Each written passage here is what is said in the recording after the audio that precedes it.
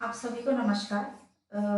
आज से अगर मैं बात करूं तो ये है कि वर्ष 2023 का एग्जाम यूपीपीसीएस का लगा हुआ है, जो कि आपका 14 मई को होने वाला है। ठीक है, ज्यादा बात ना करते हुए, ज्यादा समय व्यतीत ना करते हुए, मैं बस आपको एक मूल बात ये बताना चाहती हूँ कि जितने भी आप पुराने प्रश्न पत्र उठा करके देखेंगे उसमें आप ये पाएंगे कि 40 से 45 प्रश्न आपके पुराने प्रश्न पत्रों से ही प्रत्यक्ष या अप्रत्यक्ष तौर पर जुड़े हुए आते हैं।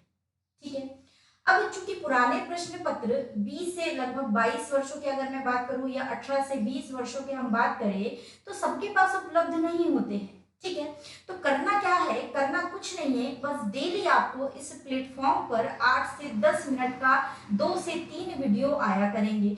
उन 2 से 3 वीडियो में आपको जो पुराने क्वेश्चंस आए हुए हैं, जो पुराने वर्षों में यूपीपीसीएस में पूछे गए हैं, आरओ यारो के क्वेश्चन भी मैं इसमें ऐड करूंगी जो पुराने पूछे गए, क्योंकि आपने देखा होगा कि आरओ यारो के 1 से 2 प्रश्न हर बार हर वर्ष क्या हो जाते हैं, यूपीपीसीएस प्रीलिम्स परीक्षा में रिपीट हो जाते हैं। ठीक है, तो यहाँ पे हम यूपीपीसीएस में 18 से 20 वर्षों के जो प्रश्न पत्र है उनका अध्ययन करेंगे। इसके अलावा हम आरओ यारो के जो आपके 10 वर्षों के प्रश्न पत्र है उनका अध्ययन करेंगे। ठीक है, तो यहाँ पर जैसे कि मेरा सब्जेक्ट है ज्योग्राफी और इन्वायरमेंट, तो मैं आपको ज्योग्राफी इन्वायरमेंट के क्वेश्चन सॉल्व करवाऊंगी। इसके अलावा यहीं पर आपको इतिहास और पॉलिटी के भी क्वेश्चन सॉल्व करवाए जाएंगे। ठीक है, इसके अतिरिक्त मैं कुछ करंट के भी क्वेश्चन यहाँ पर आपके सामने लेकर आऊंगी, जो कि आपके यूपीपीसीएस 2023 के लिए क्या होंगे, इंपॉर्टेंट होंगे, है ना। तो इस प्रकार से एक दिन में कम से कम 20 से 22 प्रश्न आप क्या कर जाएंगे, डेली हल कर जाएंगे। आपको क्या करना है, आपको सिर्फ इतना करना है कि आपको जो डेली वीडियो और 8 से 10 मिनट का वो आपको देखना है। ठीक है, तो बस आपका इतना काम है। तो शुरू करते हैं पहला, जिसमें ये है आपका क्या है, क्वेश्चन पूछा गया अभी 2022 का ये प्रश्न है, निम्नलिखित में से कौन सा बायोमास ऊर्जा का स्रोत नहीं है। ठीक है, क्योंकि बायोमास का शब्द पहले समझना पड़ेगा। बायोमास क्या है, जंतु और पादपों से प्राप्त होने वाला जो अपशिष्ट है उसी को आप क्या कहते हैं, बायोमास कहते हैं। ठीक है, तो बायोमास चूंकि आप देख रहे हैं, लकड़ी पादप से प्राप्त होती है, गोबर जंतु से प्राप्त होता है, कोयला लकड़ी से प्राप्त होता है। तो ये क्या हो गए, जो तीन है लकड़ी और जंतु उत्पाद क्या हो गए, बायोमास हो गए। बचा क्या, परमाणु ऊर्जा। परमाणु ऊर्जा क्या किसी जंतु या क्या किसी पादप से प्राप्त होती है, क्या नहीं, है ना। तो सबसे पहले क्वेश्चन को सॉल्व करने के लिए जो क्वेश्चन में वर्ड दिए जाते हैं इस प्रकार के, उनकी परिभाषा या उनको जानना आपके लिए जरूरी हो जाता है। ठीक है, तो पहला का क्या हो जाएगा आपका, परमाणु ऊर्जा। ये है ही नहीं, याद रखना, नहीं है पूछा है, ध्यान रखा करो वर्ड को, है ना। अगला है, निम्न में से कौन सूर्य की ऊर्जा से उत्पन्न नहीं होता। फिर ये पूछ रहा है, अब क्या पूछ रहा है, कौन सूर्य की ऊर्जा से उत्पन्न नहीं होता। देखने में तो ये क्वेश्चन आपको ऐसे लगेंगे जैसे कि ये पर्यावरण के हैं। ठीक है, लेकिन ये क्वेश्चन ज्योग्राफी के है, चूंकि ज्योग्राफी में ऊर्जा ही आपको एक टॉपिक पढ़ना पड़ता है तो उसके संदर्भ में ये है। लेकिन कई बार कंफ्यूजन होता है कि ये पर्यावरण के है क्या। तो देखो, ज्योग्राफी और पर्यावरण अंत में जाते जाते क्या हो जाती है, एक हो जाती है, मिक्स हो जाती है। तो उसी संक्रमण क्षेत्र के ये क्वेश्चन है। ठीक है, याद रखिएगा। अगला है, निम्न में से कौन सूर्य की ऊर्जा से उत्पन्न नहीं है। अब भूतापीय ऊर्जा को देखेंगे आप तो प्रत्यक्ष अप्रत्यक्ष तौर से ये सूर्य की ऊर्जा से संबंधित है।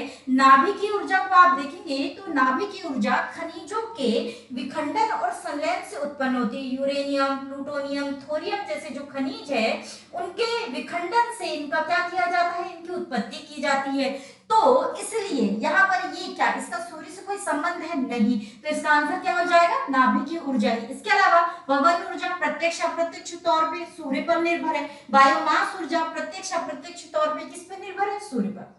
तो ये तीन ये हो गए। अगला है आपका ओजोन दिवस कब मनाया जाता है, तो 14 सितंबर इसका आंसर ही है ओजोन दिवस का। सभी को पता होगा, एकदम नॉर्मल क्वेश्चन है, हर बार साल दर साल ये क्या होते हैं, रिपीट होते हैं। ना सिर्फ यूपीपीसीएस में बल्कि अन्य स्टेट पीसीएस में भी ये क्वेश्चन क्या होता रहता है, रिपीट। अब ये जो ओजोन दिवस है 16 सितंबर को ही क्यों मनाया जाता है, तो इसका कारण ये है कि 16 सितंबर को ओजोन क्षरण को रोकने के लिए एक प्रतिबद्धता हुई थी, एक प्रोटोकॉल हुआ था जिसको आप मॉन्ट्रियल प्रोटोकॉल के नाम से जानते हैं। कनाडा के मॉन्ट्रियल में क्या हुआ था, मॉन्ट्रियल प्रोटोकॉल 1987 में, कब, 16 सितंबर के दिन। इसी कारण 16 सितंबर को ही क्या मनाया जाता है, ओजोन दिवस मनाया जाता है। ठीक है, इसके अलावा अभी आप जान रहे हैं कनाडा के मॉन्ट्रियल में जैव विविधता सम्मेलन COP15 का जो दूसरा चरण है वो भी हुआ है ना, उसके बारे में करंट में पढ़ेंगे। अगला है, आपको पूछा गया था, एक तरफ जलप्रपात थी, एक तरफ उनकी अवस्थिति थी और उनमें कूट मिलाने के लिए दे दिए गए थे। अब उतना लंबा दिखती तो एक दो क्वेश्चन में ये बोर्ड भर जाता, इसलिए अपन ने नहीं लिखे है ना। तो यहाँ पर क्या है, जलप्रपात, और क्या पूछा, उनकी अवस्थिति। दूध सागर जलप्रपात को पूछा है कहाँ पर, ये कहाँ है, गोवा में, बिल्कुल। तो ये कहाँ है, मांडवी नदी पर, मांडवी नदी पर। मैंने यहाँ सही आंसर लिख दिया है, ठीक है, वहां से सही नहीं था, वहां तो आपको मिलाना था कूट में, है ना। तो यहाँ पे जो दूध सागर जलप्रपात है ये कहाँ पर है, गोवा में। कहा, गोवा में, किस नदी पर, मांडवी नदी पर। याद रखना एक और जलप्रपात है जिसका नाम है दुग्धधारा। जो दुग्धधारा जलप्रपात है ये आपके मध्य प्रदेश में नर्मदा नदी पर है ना। दूध सागर गोवा में, मांडवी नदी पर, दुग्धधारा नर्मदा में, आपके नर्मदा नदी पर मध्य प्रदेश में। इसके अलावा कपिल धारा, मंदार, ये सब भी आपको कहाँ मिल जाएंगे, नर्मदा नदी पर मिल जाएंगे, मध्य प्रदेश में, ठीक है। इसके अलावा ये जो बरकाना जलप्रपात है ये कर्नाटक में। इसके अलावा कर्नाटक में आपके जोग नामक जलप्रपात भी है, कुंचिकल भी है ना। तो ये सब कहाँ है, आपके कर्नाटक में। तो बरकाना ये आपकी सीथा नदी पर, किस पर है, सीथा नदी पर, बरकाना जिले में, सॉरी सीथा नदी पर बरकाना नामक जलप्रपात कर्नाटक में स्थित है, ठीक है। इसके अलावा एक पूछा था खंडाधार। खंडाधार ये उड़ीसा में है आपकी फॉली, नाम याद नहीं आ रहा मुझे, फॉली टाइप की एक नदी है उसमें है, ठीक है। इसको मैं फिर कंफर्म कर दूंगी, आप लोगों को हो तो कमेंट बॉक्स में आप बताइएगा। फॉली नामक कोई नदी है उस पर आपका खंडाधार जलप्रपात है उड़ीसा में, ठीक है। इसके अलावा पालनी जलप्रपात आपका व्यास नदी पर है, कहां पर, हिमाचल प्रदेश में, ठीक है। तो ये आपका मिलान था जो कि आपको कूट से क्या करना था, मिलाना था। इसके अलावा आगे आइए, आगे क्या पूछ रहा है, ये बोर्नियो द्वीप के संदर्भ में आपसे पूछ रहा है कि कौन सा कथन सही है। क्या पूछा है, कौन सा कथन सही है। अब यहाँ पे पहला कथन इसने दिया कि यह 3 देशों में विभाजित है, बिल्कुल सही, यह 3 देशों में विभाजित है, इंडोनेशिया, मलेशिया और ब्रुनेई, है ना। 3 देशों, ये 3 देश इस पर अपने अधिकार का दावा करते हैं। तो ये 3 देशों में क्या है, विभाजित है। दूसरा सेंटेंस क्या पूछा कि इसकी उत्पत्ति ज्वालामुखी निक्षेपों द्वारा हुई है, बिल्कुल इसकी उत्पत्ति भी कैसे हुई है, ज्वालामुखी निक्षेपों द्वारा हुई है। तो इसमें कथन आता आपका 1 और 2 दोनों सही हैं। इसमें क्या कथन आता, 1 और 2 दोनों सही हैं, ठीक है। क्योंकि जहां पर बोर्नियो द्वीप है आप देखेंगे मलेशिया वाले फिलीपींस के जस्ट नीचे और इंडोनेशिया के जस्ट ऊपर आपको क्या मिलेगा, बोर्नियो द्वीप, ठीक है। और ये जो बोर्नियो द्वीप है इसके आसपास की अवस्थिति देखेंगे तो ऊपर से फिलीपीन प्लेट, नीचे से सुंडा प्लेट, है ना। ये सब क्या करती है, आपस में टकराती है, तो इन्हीं से ज्वालामुखी उद्गार होता है और उन्हीं के निक्षेपों से इस द्वीप की क्या हुई है, उत्पत्ति हुई है। ये इस द्वीप का निर्माण हुआ है जिस पर 3 देश अपने अधिकार का दावा करते हैं, इंडोनेशिया, मलेशिया और ब्रुनेई, ठीक है। ये हो गया।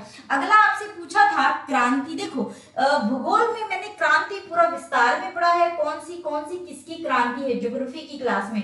और ये जो क्रांति है यहाँ से एक पेट क्वेश्चन है, यहाँ से एक क्वेश्चन हमेशा आना ही है, आता ही है। अगर इस साल आ गया है तो पिछले साल नहीं आएगा, पिछले साल आ गया है तो इसके बाद वाले साल में आएगा। तो इस प्रकार से एक साल के अंतर में और कभी कभी लगातार भी यहाँ से आपसे क्या पूछे जाते हैं, क्वेश्चन, और जानने के बावजूद भी ये अधिकांश लोगों से क्या हो जाते हैं, गलत। तो पिछले वर्ष 2022 में भी इससे क्या पूछा गया है, क्वेश्चन। क्या कौन सा पूछा गया था, गोल्डन क्रांति किससे संबंधित, मैंने यहाँ इसका आंसर ही लिख दिया है ना। गोल्डन क्रांति किससे थी, बागवानी शहद से, ग्रे क्रांति उर्वरक से, पीली क्रांति तिलहन से, काली क्रांति पेट्रोलियम से। इसके अलावा और कई क्रांति जैसे नीली क्रांति मछली से, गुलाबी क्रांति आपकी मांस से, अंडा से, मांस से, प्याज से, है ना, ये आपकी टमाटर से। तो ये सब आप क्या करेंगे, देख के जाएंगे, है ना। यहाँ से एक ना एक क्वेश्चन आपसे पूछा ही जाता है। आपसे पूछ लेगा सुनहरी क्रांति जूट से, है ना, आपसे पूछ लेगा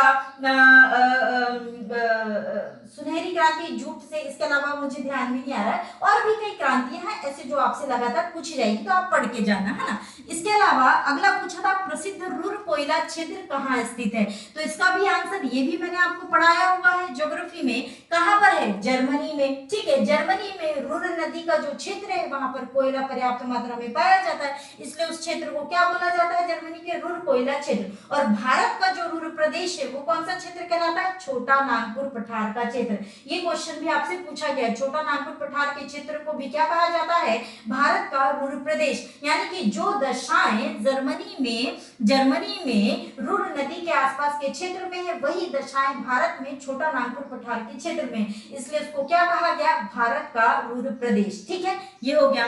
अगला है, आपसे पूछा गया था, आपसे कथन और कारक में पूछा गया था। देखो ज्योग्राफी से हमेशा से कथन कारक के संदर्भ में आपसे 2 क्वेश्चन जरूर आएंगे। ठीक है, कॉन्सेप्ट आपको ज्यादातर ज्योग्राफी में ही मिलेगा, इसलिए यहाँ से आपको इस प्रकार के क्वेश्चन ज्यादा देखने को मिलते हैं। ठीक, पहला क्या पूछा, कथन बोला है भूमध्य सागरीय जलवायु के क्षेत्रों में वर्षा शीत ऋतु में होती है।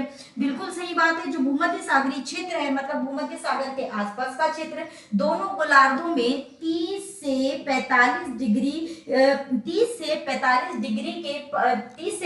डिग्री और किसी भी महाद्वीप के पश्चिम का क्षेत्र, और कहाँ कितने अक्षांशों में, 30 से 45 डिग्री, और कहाँ पर, पश्चिम में। ठीक है, क्योंकि भूमध्य सागर क्षेत्र में इस प्रकार की दशाएं थी, तो इस प्रकार की दोनों गोलार्धों में इन क्षेत्रों में मिलने वाली दशाओं को क्या बोला जाने लगा, भूमध्य सागरीय जलवायु बोला जाने लगा। ठीक है, तो ये जो भूमध्य सागरीय जलवायु वाले क्षेत्र है, यहाँ पर हमेशा क्या होती है, शीत ऋतु में वर्षा होती है। शीत ऋतु में वर्षा क्यों होती है, क्योंकि वायुदाब पेटियां सूर्य की अवस्थिति के अनुसार, यानी सूर्य जब उत्तरी गोलार्ध में होता है यानी उत्तरायण होता है तो उत्तर की ओर खिसक जाती है, और जब दक्षिणी गोलार्ध में होता है तो दक्षिण की ओर खिसक जाती है। सूर्य की इन्हीं अवस्थिति के कारण और वायुदाब पेटियों के खिसकाव के कारण भूमध्य सागरीय क्षेत्र में शीत ऋतु में क्या होती है, वर्षा होती है। जबकि ग्रीष्म ऋतु में यानी गर्मियों में ये क्षेत्र शुष्क और स्थलीय हवाओं के संपर्क में रहते हैं। बिल्कुल, पेटियां कहाँ खिसक जाती है, उत्तर की ओर, इसलिए ये क्षेत्र कैसे हो जाते हैं, शुष्क हो जाते हैं, है ना।